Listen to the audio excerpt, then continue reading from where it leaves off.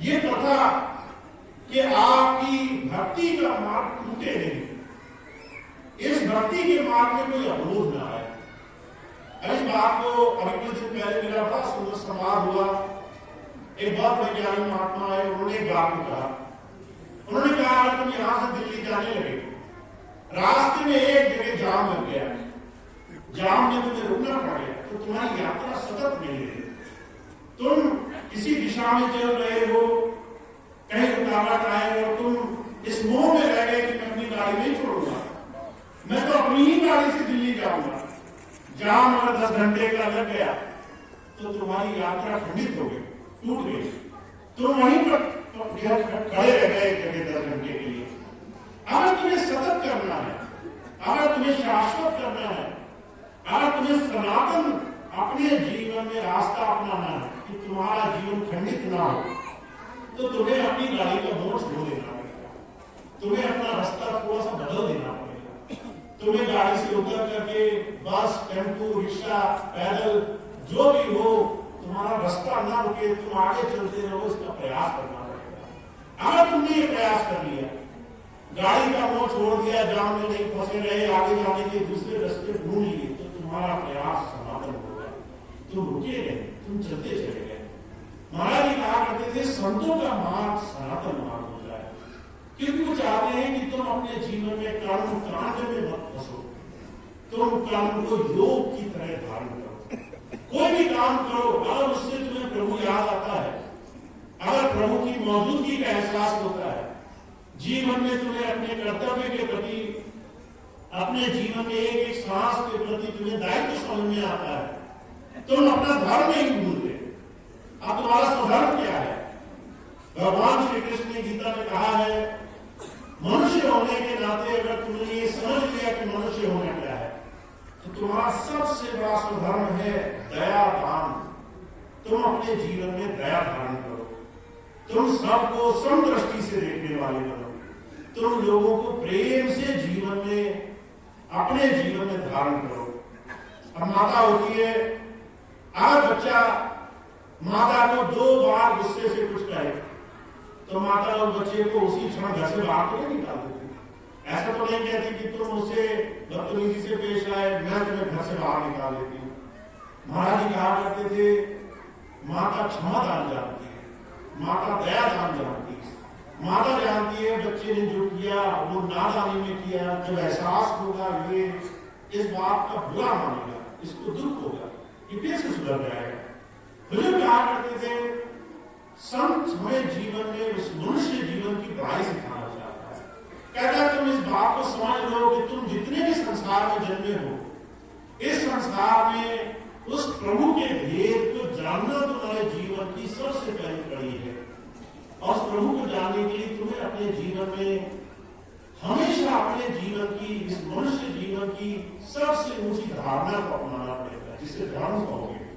और वो धारणा है अपने जीवन में क्षमा, शील, वैराग, विवेक, इससे अपने जीवन को जिया करो। तुम हर रोज जियो और हर रोज तुम्हारे सामने विपत्ति आएगी, उस विपत्ति में तुम अपने आप को कैसे अच्छा बनकर जिया जाए, इस बात की धारणा रखो। तुम्हें क्रोध आएगा, पर क्रोध के ऊपर तुम शीलता रखना, क्षमा रखना। तुम्हें अपने जीवन में लालच आएगा, लालच में गलत काम करने की भावना जगेगी, और तुम अपने मन में संतोष रखना। जो है, जो प्राप्त है, वो मेरे लिए काफी है कि नहीं है, जो प्रभु ने दिया है वो मेरे लिए उपयुक्त है कि नहीं है, पहले संतोष धारण करना। तो जो क्या करते थे, संत हर एक सत्संगी को पहले वर्तमान में जीना सिखाता है। कहता है तुम्हारे पास जो है पहले उसका तुम जीवन में सही तरीके से अनुपालन करो। तुम्हें परमात्मा ने जो दिया पहले उसको समझो, उसके लिए धन्यवाद करना शुरू करो। आज तुम्हें घर दिया, प्रभु की देन है। माता पिता दिए, बहुत से लोग ऐसे हैं जिनके माता पिता नहीं है, कैसे जीवन जीते होंगे। बहुत से लोग हैं जिनके पास घर नहीं है, कैसे जीवन जीते होंगे। महाराज क्या करते थे, एरिस्टोटल एक बहुत बड़े दार्शनिक हुए, उन्होंने एक बार किसी के पूछने का जवाब दिया। उन्होंने कहा अपनी एक एक सांस को बहुत संभाल कर रखना, जो जीवन तुम्हारे पास है काल में बहुत जर्जर हालत में कोई इंसान उस जीवन को पाने की कामना कर रहा है जिसको तुम नजरअंदाज करे ढूंढ रहे हो।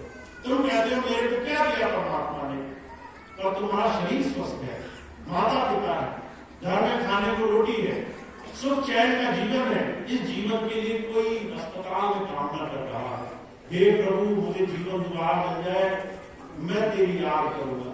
और तुम यहाँ बैठे अपने जीवन को कोस रहे हो, मुझे क्या दिया परमात्मा ने।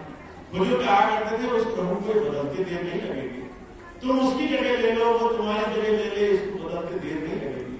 अगर तुमने उस प्रभु की दया का रुझान नहीं करना शुरू किया, वो जो रुझान कर रहा है वो तुम्हारे जीवन को पाके देर नहीं लगेगा।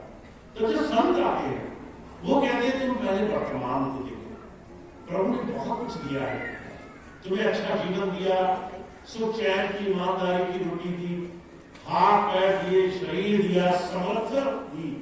तुम्हें जीवन में ऐसे लोग दिए जो तुम्हें प्रेम करने वाले हैं, ऐसे लोग दिए जो तुम्हारे लिए अच्छे शुभ की कामना करते हैं। अगर तुमने ये नजर पाली और तुम ये समझ गए कि जीवन में संत तुम्हें तुम्हारे जीवन में पहले कृतज्ञ बनाना सिखाता है, पहले विनम्र बनाना सिखाता है, पहले जो तुम्हारे पास है उसके लिए धन्यवाद देने योग्य तुम बन जाओ, ऐसी मन बुद्धि बनाना चाहता है।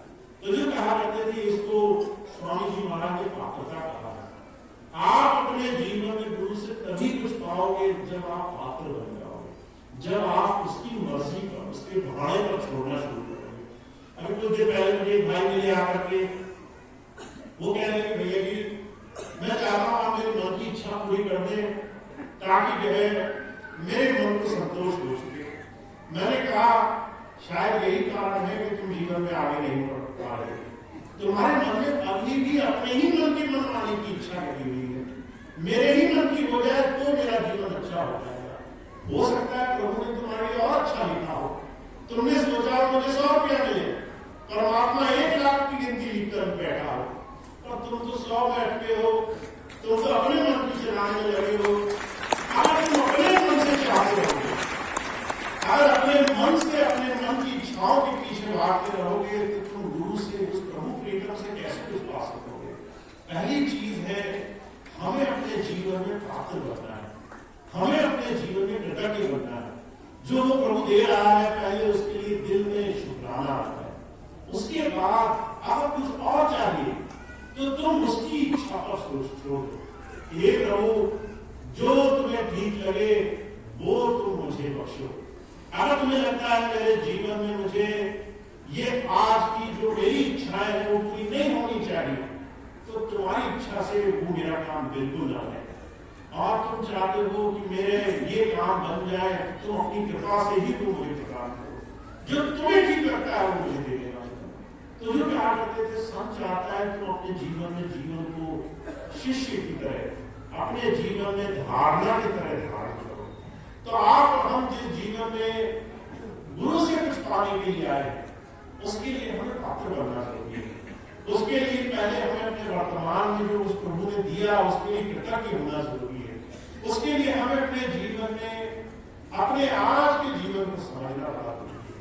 और आपको मैं एक चीज बताऊं, हमारे हजारों लाखों करोड़ों सत्संगियों में बहुत ज्यादा लोग ऐसे नहीं है जो इस छोटी सी क्रिया का अभ्यास कर रहे हैं। गिनती तो बहुत ज्यादा है, पर है गिनती में गुरु की बात पर जीवन में अभ्यास करने वाले अभी भी बहुत कम ही लोग हैं जो गुरु की बात को जीवन में अपनाने का प्रयास करते हैं, जो गुरु की बात को जीवन में हर रोज अभ्यास करने की कोशिश करते हैं। आपको लगता होगा कि हमने सत्संग सुना तो हमने गुरु की बात पर चलने का महामंत्र ले लिया, पर सच्चाई ये है सत्संग हमारे कानों में पड़ा है, पर हमारे हृदय, हमारे आचरण, हमारे जीवन में वो उतरने लग जाए, इसके लिए हमें अभ्यास करना पड़ेगा, इसके लिए संकल्प लेना पड़ेगा, इसके लिए मन में धारणा धारण करनी पड़ेगी कि कैसे हम गुरु की बात को जीवन में अपना सकें। तो आज मैं सिर्फ आपको एक छोटी सी बात बताना चाहता हूँ कि आप जीवन में जिस गुरु धारा से सब कुछ पाना चाहते हो वो आपके आचरण, आपके स्वभाव में छुपी हुई है। आप जिस वक्त गुरु का सत्संग अंदर ले आओगे उसी क्षण से गुरु आपके जीवन में सारे कामों के काम बनाने लगे।